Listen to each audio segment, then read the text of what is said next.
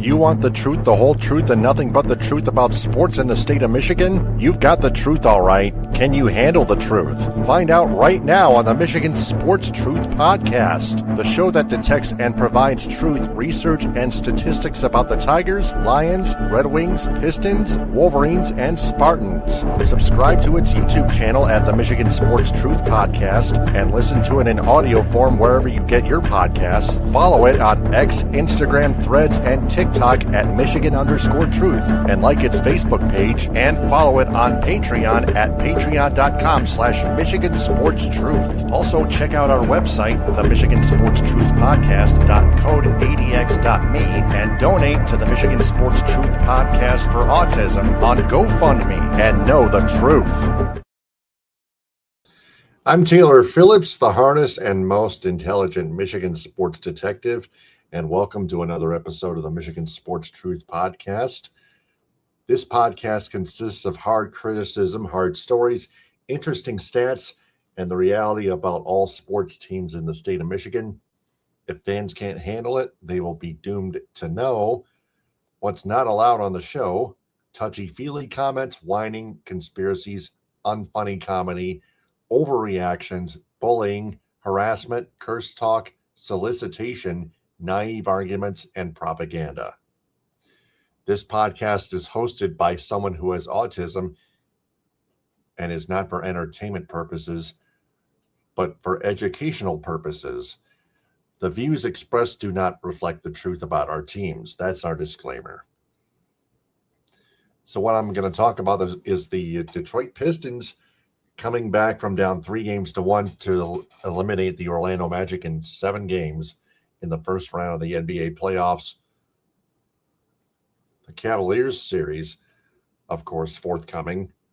Pistons and Cavaliers. Bickerstaff, a little Bickerstaff news. Bickerstaff getting extended. Tarik Skubal undergoing some elbow surgery, and some Jordan Acker news. Very important stuff. Let's get the Pistons out of the way. The Pistons post-playoffs edition. The Pistons come all the way back from down 3-1 to eliminate the Orlando Magic in 7 games in the first round of the NBA playoffs. Let's fast forward a little bit to Game 6. The Magic led by 22 at halftime, 60-38, and they led by as many as 24 the entire game before the Pistons made that miraculous comeback. Now we've all seen Detroit grit before, but this is even more than a mountain climb. It was like an aggro crag climb on Nickelodeon Guts back in the 90s. Holy cow. The Pistons built themselves back together. J.B. Bickerstaff must get the credit for this one, for bringing them back together. Cade Cunningham, Tobias Harris, Jalen Duren stepping up, Asar Thompson refine-tuning his defense, his incredible defense, because we know how very awesome defensively Asar Thompson is. Duncan Robinson hitting threes. Wow. The starting 5 leading the way in general, while the Orlando Magic only shot 1 of their last 20 field goal attempts. Wow. The rest of the game, allowing the Pistons to not only come back and win, but win by 14, 93-79. And then the first half of Game 7 was an epic battle. It was a fight, but the Pistons in the second half started to pull away. Danis Jenkins started to come alive, 16 points, including that buzzer-beating 3 at the end of the third quarter. Cade with 32 points, Tobias Harris with 30, Jalen Duren in double figures. Duncan Robinson continuing to do his thing. Yeah, let me dig up the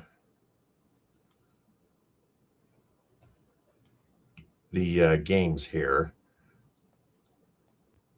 I want to turn on the screen sharing, the share screen here, real fast.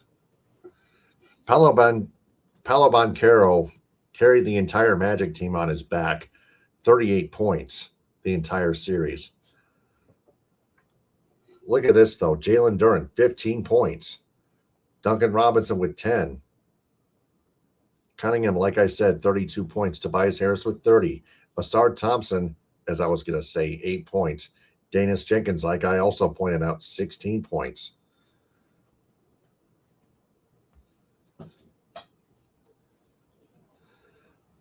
Javonte Green stepped up defensively, a +3.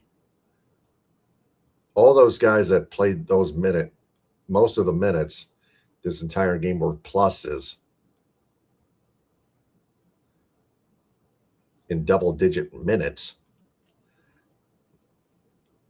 So the rest of these here: Stuart Reed, Sasser Holland, Tolu Smith, Chance Lanier. They definitely didn't get much playing time, so forget them.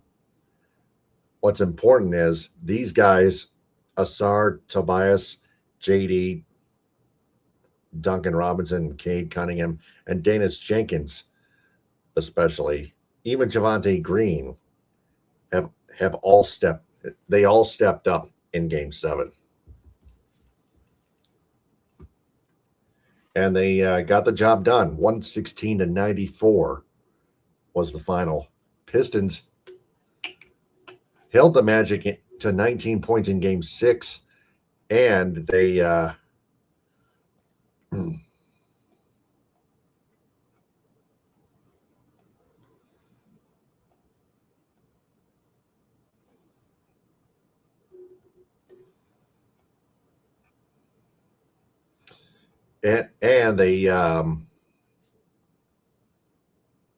outscored them, held the Magic to just 15 points in the third quarter. Wow. It's quite an incredible comeback by those Pistons. It really is. And that's why,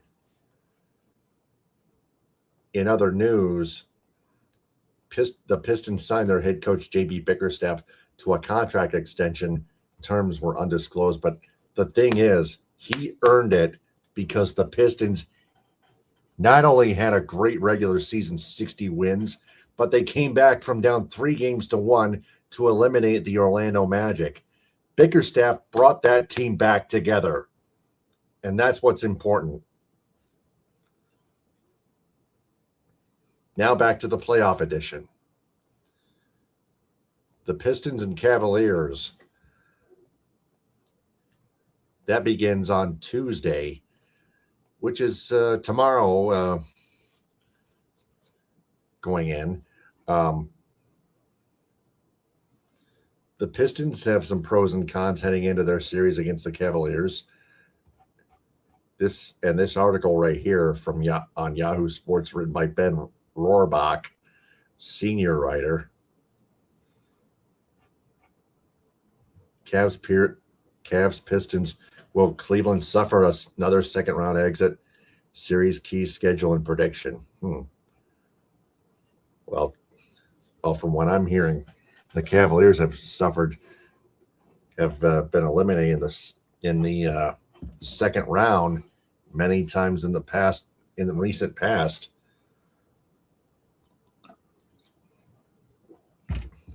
So hopefully the Pistons can take advantage of that. And the Pistons, 3.5-point favorites going into Game 1 Tuesday at 7 on Peacock.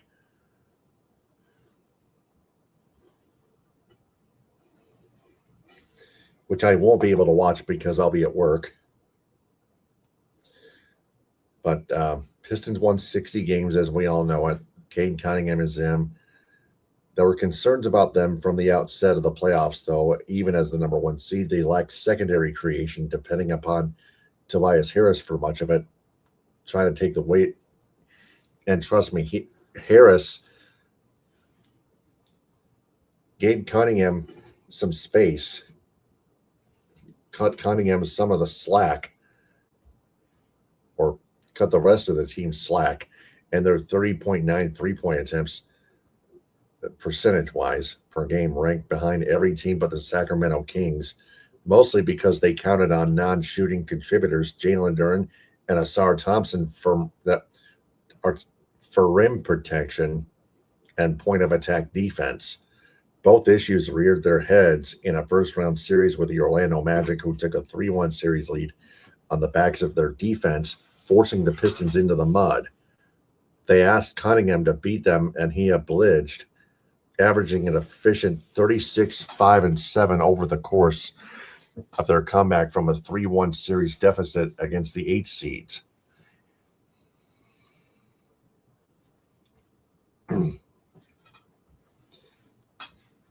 In the absence of offensive contributions from Duren, a likely All-NBA selection, whose scoring average fell from 19.5 points, 19.5 points per game in the regular season, to 10.6 against Orlando. Harris stepped forward, averaging 21.6 points in the first round.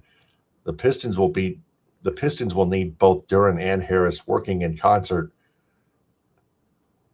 around Cunningham to contend with a Cleveland offense that is more potent than Orlando's. The defense will travel. So too should Cunningham's brilliance and Duncan Robinson's shooting. Except sometimes, may I add, Cade Cunningham has trouble balancing his ball dribbling, which he kind of needs to work on at times. It just needs to be better and more on a consistent basis. The question is whether the rest of the Pistons, including Isaiah Stewart, Dennis Jenkins, Javonte Green, and Karis LeVert, none of whom has much experience, if any, in games as high leverage as the Eastern Conference semifinals, can meet this moment. This is not your usual one seed. It is inexperienced and vulnerable. And Ben Rohrbach's got a point.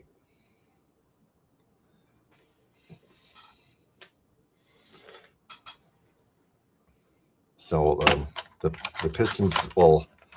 So from what I'm reading, the Pistons as a 1 seed.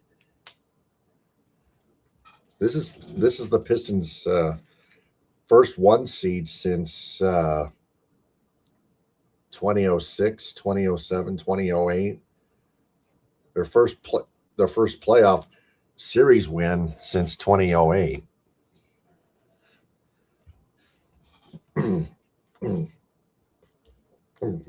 So I'm glad they got their monkey off their back, their gorilla off their back. And then the Cavaliers, 64 wins last season, 52 this season.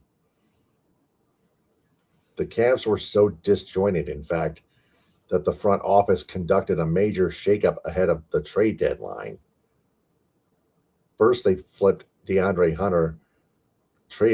Hunter for both Keon Ellis and Dennis Schroeder, a former Piston. A brilliant depth bolstering move. Then they traded Darius Garland. Then they traded Darius Garland for James Harden, a riskier move that swapped youth for veteran durability. Harden's backcourt partnership with Donovan Mitchell, alongside fellow recent All-Stars Evan Mobley and Jarrett Allen in the front court, bore immediate fruit through a honeymoon stage. With Harden was to be expected. They looked for a spell like a favorite in the East once again, performing well on both sides of the ball, the kind of production you would expect from a star-laden group with depth at its back. then they turned back into a pumpkin. The tandem of Mobley and Allen felt a little too redundant. The lack of defense from Mitchell, Harden, and everyone at the point of attack, save for Dean Wade, felt like a problem. Then there just wasn't the togetherness they had for the majority of last season. And that carried into the first round series. The Raptors might have caught the Cavaliers had Toronto been healthy for the entirety of its 7-game set, and that would have been bad for Cleveland, where even bigger changes await on the other side of another second round playoff exit. So the Pistons and Cavaliers, both teams, as we see, the Pistons don't have much experience as a 1 seed in today's world, while the Cavaliers just don't have it together as a team. They have superstars with lots of talent, lots of experience, but they just don't have this team togetherness. The Cavaliers don't. And the Pistons have more of a team spirit than the Cavaliers do. And I see that as an advantage going to the Pistons on this one. So as we know, regular season series tied at 2. Cade Cunningham versus Cleveland's Wings.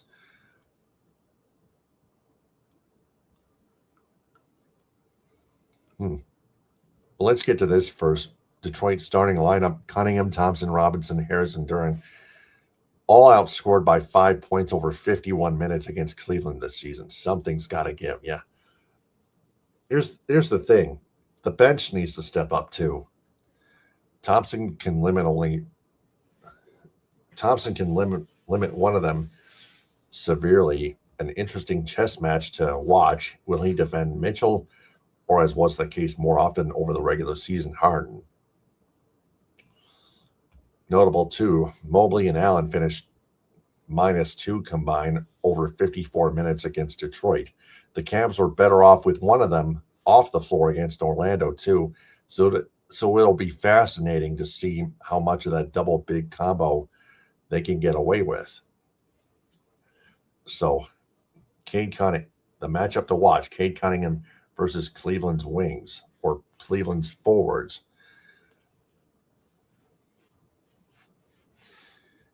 He averaged 40.4 minutes a game in the first round and carried the heaviest of burdens, leading the league in usage rate and field goal and free throw attempts per game through the opening round of the playoffs. He'll have to do the same against Cleveland, as he is often Detroit's sole source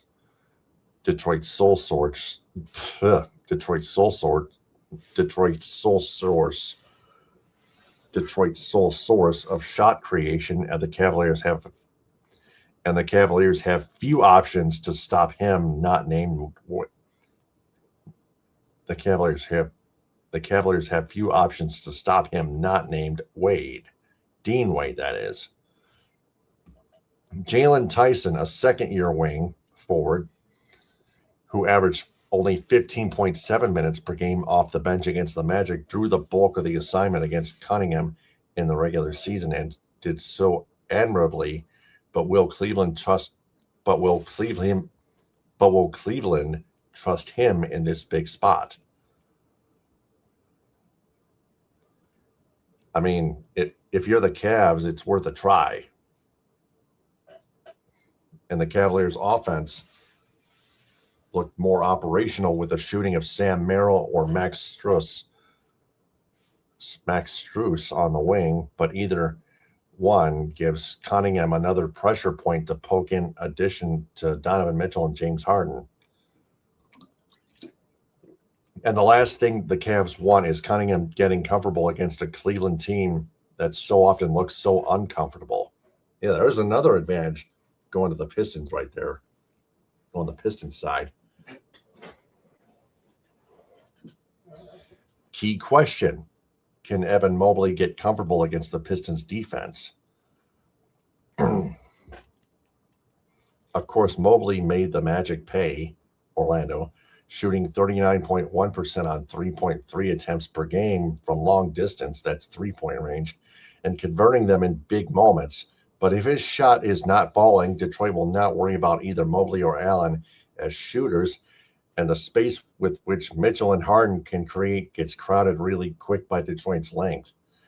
Cleveland is already dependent on Maryland Strus as flamethrowers, but each of them gives Cunningham another point to attack.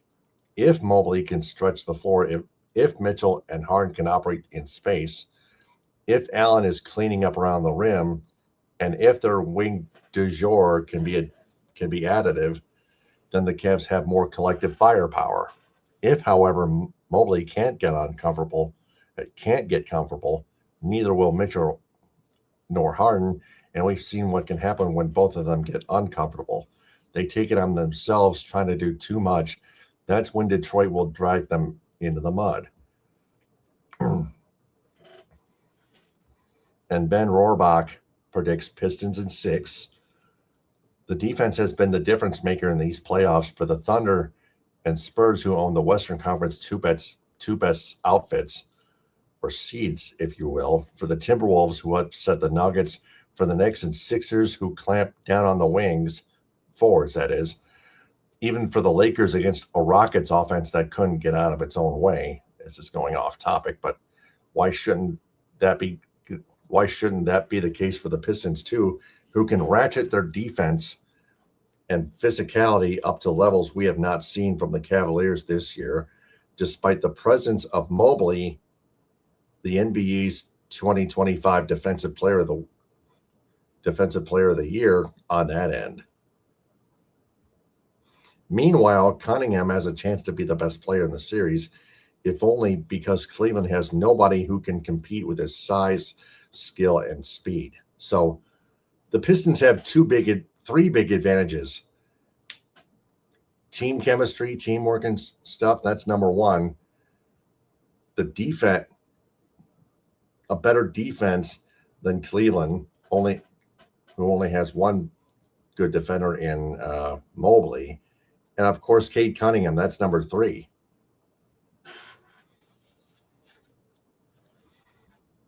So the Pistons just have to prove that in this upcoming series.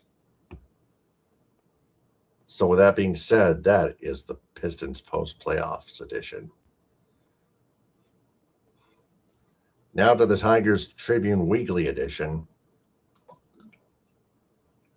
Starting pitcher Tarik Skubal will have loose bodies removed via surgery from his elbow and is likely out around 2 to 3 months. Yeah, loose bodies, like loose bones or something like that, or loose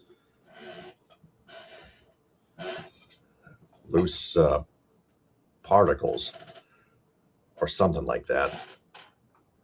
That is gruesome. So I'm hearing that Skubal suffered that injury last week in Atlanta. He was scheduled to start tonight, but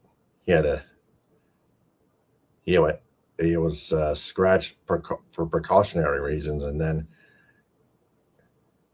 they noticed his loose bodies. So Skubal will be missed, of course, but what my concern is, the Tigers' offense, again, not being consistent. Took 2 or 3 from the Rangers, but they lost to the Boston Red Sox 5-4. It's just the offense is kind of there. It's just not consistent. So,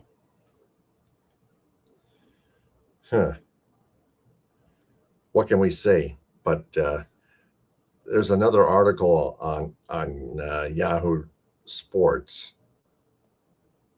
I want to share. It headlines: Tarik Skubal's elbow is now MLB's biggest. Tarik Skubal's elbow is now MLB's biggest mystery.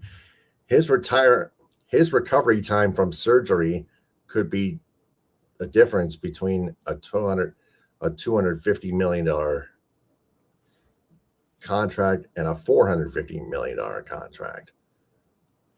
This is written by Jake Mintz, another senior writer, sports.yahoo.com.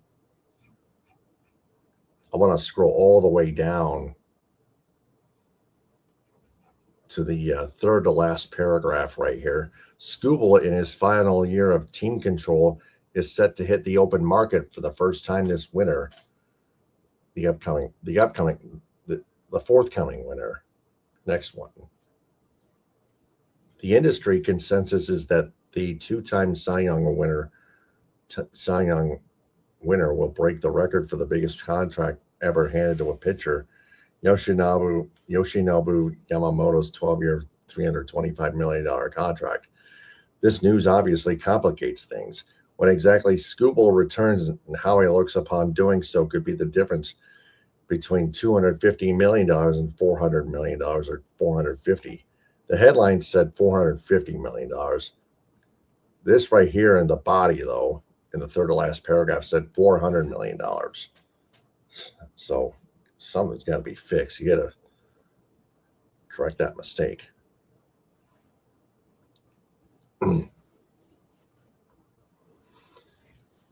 But so yeah, it'll depend on how Skubal fares after he comes back from his elbow surgery. But for the rest of the team, they have to start stepping up, not only from the bullpen, but in the dugout as well, at the plate, offensively. Because right now, the Tigers still 18-18, tied for first with the Cleveland Guardians in the American League Central Division, except the Guardians hold the tiebreaker. As we take a look at the expanded standings numbers here against the Central Division. The Tigers are 3-4 against the AL Central. The Guardians are 2-2 against the AL Central. It's a bit like the AL Comedy Central, except the last place Minnesota Twins are 15-20, which is 5 games below 500.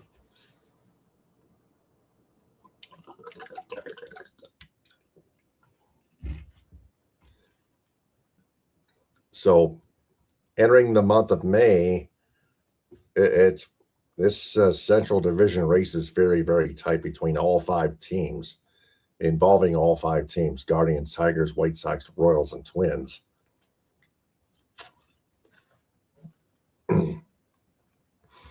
While elite teams like the Yankees, Rays, Braves, Cubs, and Dodgers are racing for the best record in MLB.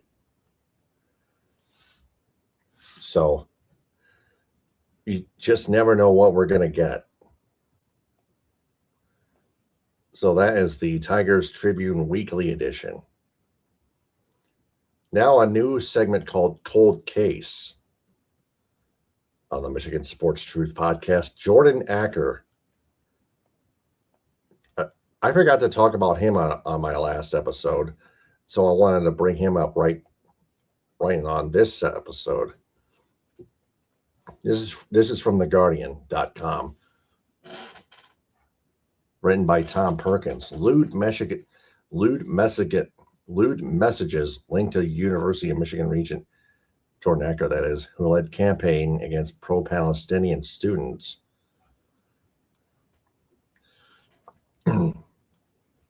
Acker appears to have made obscene sexual comments about a Democratic Party strategist in a group chat.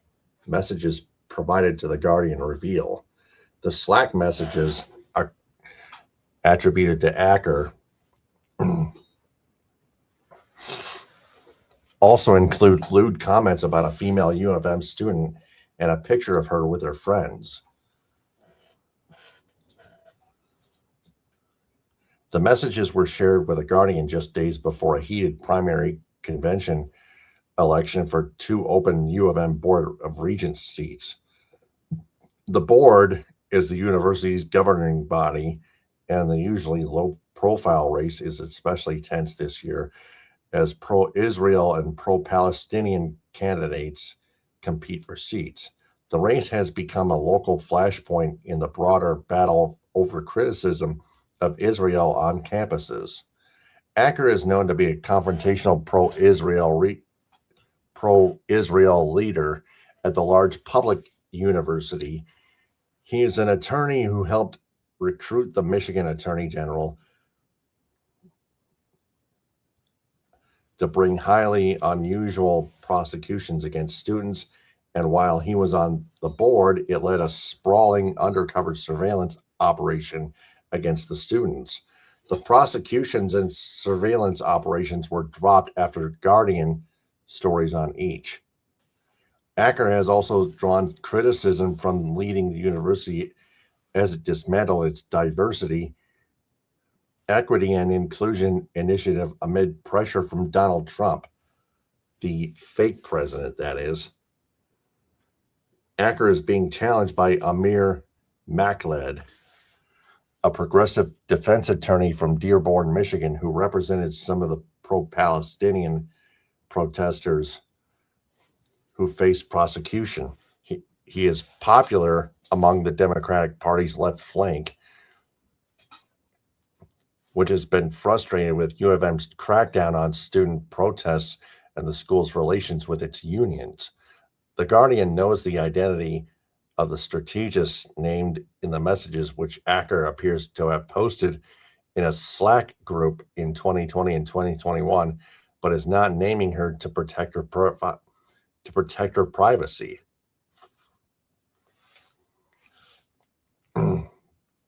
One message reads that a quote buddy banged redacted on election night 2028, and we literally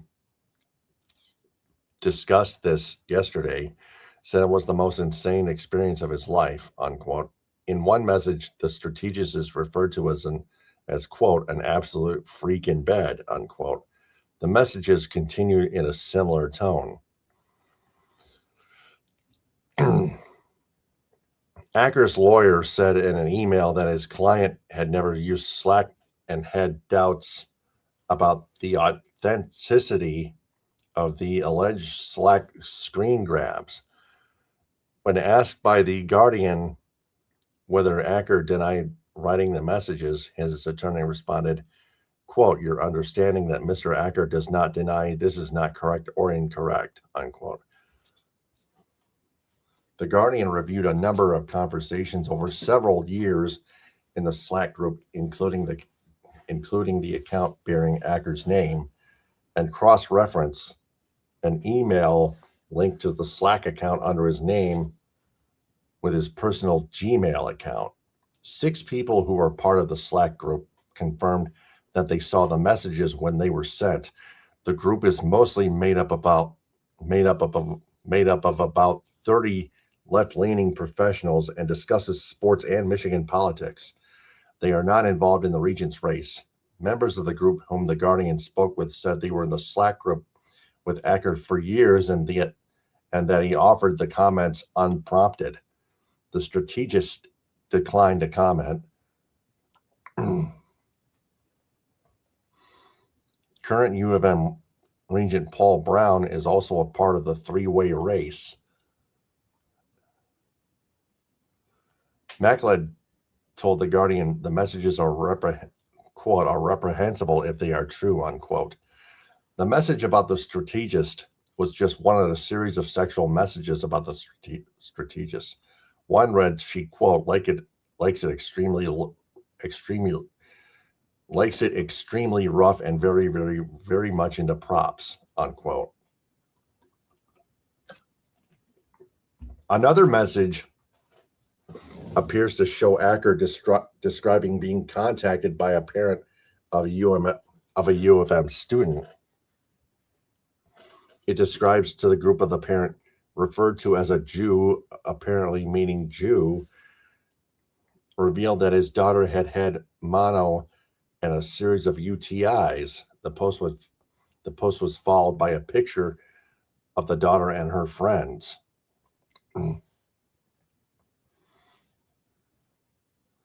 The message reads, quote, like maybe he doesn't realize that his daughter F's apparently a lot, unquote.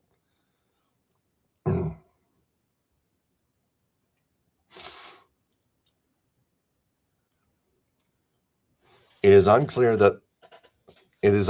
whether the messages will affect Gretchen Whitmer and McMorrow's endorsements of Acker. Oh, it definitely will. It should not be unclear. In an emotional speech in 2013, Whitmer discussed being sexually assaulted in college, and McMorrow in 2020 filed a complaint against a state representative whom she alleged sexually harassed her in the legislature. The representative denied the claim. In a statement, McMorrow said, quote, if these messages are real, then they are disgusting, unquote. A spokesperson did not respond to questions about whether they affect McMorrow's endorsement. Whitmer did not respond to requests for comment, nor did the University of Michigan or the Michigan Education Association, a major union that endorsed Acker. The messages come shortly after Makla drew criticism for posts on X in 2025. A retweet lamented the death of former Hezbollah leader Hassan Nasrallah. Another retweet from Candace Owens referred to Israelis as demons over attacks on Palestinian Christians. The retweets caused Makla to lose an endorsement from the Service Employees International Union this week, he said. He told The Guardian that the Slack messages were, quote, especially disappointing after I've been falsely accused of supporting things I've never supported, unquote. The delegates' votes are expected to be counted, and the state party is expected to make its endorsements on Sunday evening. So there's no question about it. Jordan Acker should not be endorsed any longer by anyone. So yeah, this is definitely a cold case. You can tell by the years 2013, 2018, 2020, 2021. There's 2013 right here. Gretchen Whitmer being sexually assaulted in college.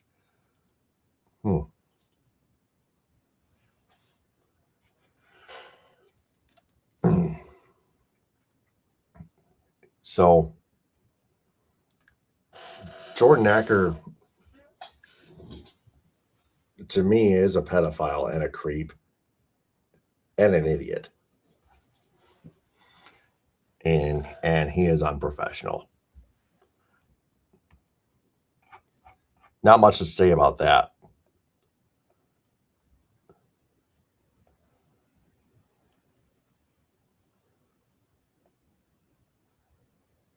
So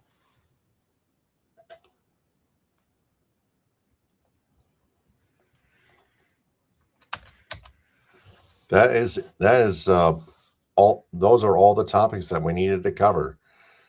So what did we learn? The Pistons are a resilient team. They work as a team, they play as a team, and they win as a team as well. So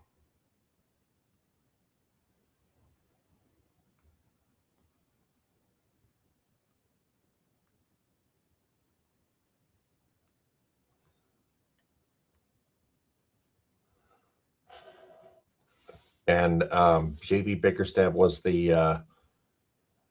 guy that brought them back together when they were down 3-1. That's why he earned his contract extension.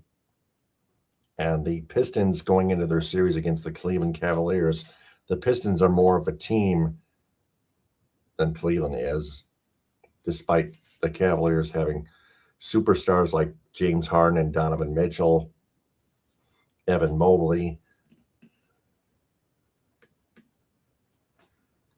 Despite how many years of experience combined each team has in the NBA, it's more about the team than it is individuals.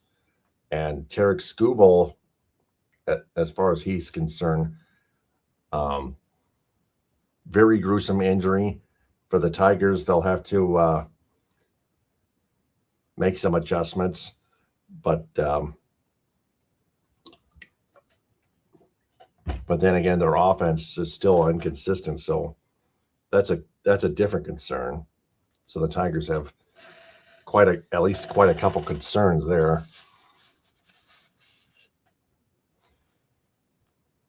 And then the Jordan Acker stuff, again, like I said, he's a pedophile, a creep, and an idiot. So that's everything we've learned in this episode of the Michigan Sports Truth Podcast. I'm Taylor Phillips. Subscribe to its YouTube channel at the Michigan Sports Truth Podcast. Like its videos and turn on all notifications on the bell icon. Click or tap on live to find its latest full episodes and check out its shorts, videos, and posts.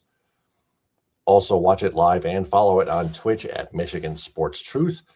Listen to it in audio form on Spreaker, Spotify, iHeartRadio, Apple Podcasts, Amazon Music /Audible, Castbox, Deezer, Podcast Addict, Podchaser, and JioSaavn. Also join its supporters club on Spreaker, just $2 a month. On social media, follow the Michigan Sports Truth Podcast on X, Instagram, Threads, and TikTok at Michigan_Truth, and on Reddit at u/Michigan_Truth. Also like its Facebook page, facebook.com/Michigan Sports Truth. And on Patreon, follow it on Patreon at patreon.com/Michigan Sports Truth. The show's website, the Michigan Sports Truth Podcast, code ADX.me. And finally, donate to the Michigan Sports Truth Podcast for autism on GoFundMe. The goal is $2,400. Until the next episode, stay on the lookout and just understand that I observe and detect the truth about sports in the state of Michigan, because the truth is out there for fans' own good. Ta-ta, hit them with a hind. Power to the people. Baba Booey to y'all. Stay safe, everyone.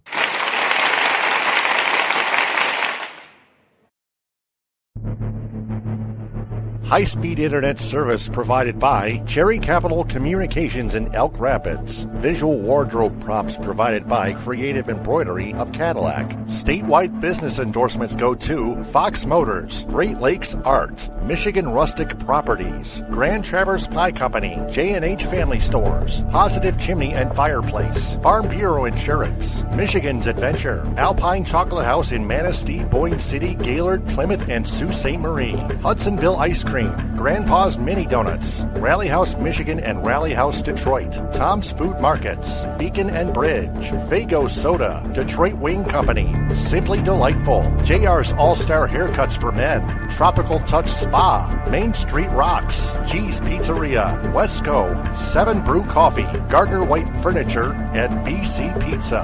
Metro Detroit area business endorsements go to the Annex Detroit Nightclub and its Annex Angels, Vibes Southfield, ANS Detailing in Troy, State Fair Supermarket in Ferndale, Stepping Stone Wellness Center in Plymouth, Play Sports Club Detroit, Buscemi's Party Shop in Waterford Township, the Vanguard Hotel in Ann Arbor, Realtors Kevin S. Bentley and Lindsay Gorman, Sean O'Callaghan's Public House in Plymouth, Gino Surf, Avenue American Bistro, Mochi Nut Donut and Boba, Osprey Detroit, Peak Exterior Care, the Edo Ramen House in Southfield, the Great Lakes Crossing Mall in Auburn Hills, Empire of Detroit, Modern 7 Bistro, Northville Sports Den, the Union Barber Shop in Birmingham and Ferndale, United Mobile Power Wash and Dry Ice Works in Southfield, Frothy Girl in Ortonville, Spot Truck in Dearborn and Detroit, Athletico Physical Therapy on Woodward Street in Ferndale, Detroit Pizza Company,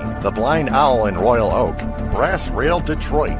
Cali Tickets, call 877-225-8425 or visit CaliTickets.com. Reliance Pressure Washing, The Jagged Fork, Goodman Acker PC, Northwestern Technological Institute, Green Lantern Pizza, The Pins Bowling Center in South Lyon, Impact North in Ortonville, Vitamin Shop in Auburn Hills, Legacy Family Dental Center in Dearborn, 350 Terrace, and Hodges Subaru. Local business endorsements go to Cherry Capital Communications in Elk Rapids, Boyne and beyond, Morris Richardson Real Estate in West Branch, Little Dipper Cottage Northport, K&L Creations in Manton, Upriver Pizza in Benzonia, Glen Arbor Construction, Freshwater Auto Spa in Kalkaska, Kingsley Lumber, Boyne Golf, The Outsider in Manistee, the Silver Dollar Pub and Grill in Roscommon, Toy Town of Cadillac and Reed City, the Landing Zone in Gaylord, the VI Grill in Suttons Bay, West Michigan Massage Therapist Emmeline. Visit zenwim.com. The B4 Foundation in Ithaca, Wexford Community Credit Union in Cadillac and Lake City, J Sporting Goods in Gaylord and Clare, the Front Porch in Suttons Bay, Trout Town Tavern and Eatery in Kalkaska, the El Cilantro Taco Shop in Petoskey, Bay Mills Resort and Casino in Brindley, Fuel Up Nutrition in Clare, JNS Hamburg in Traverse City and Kingsley,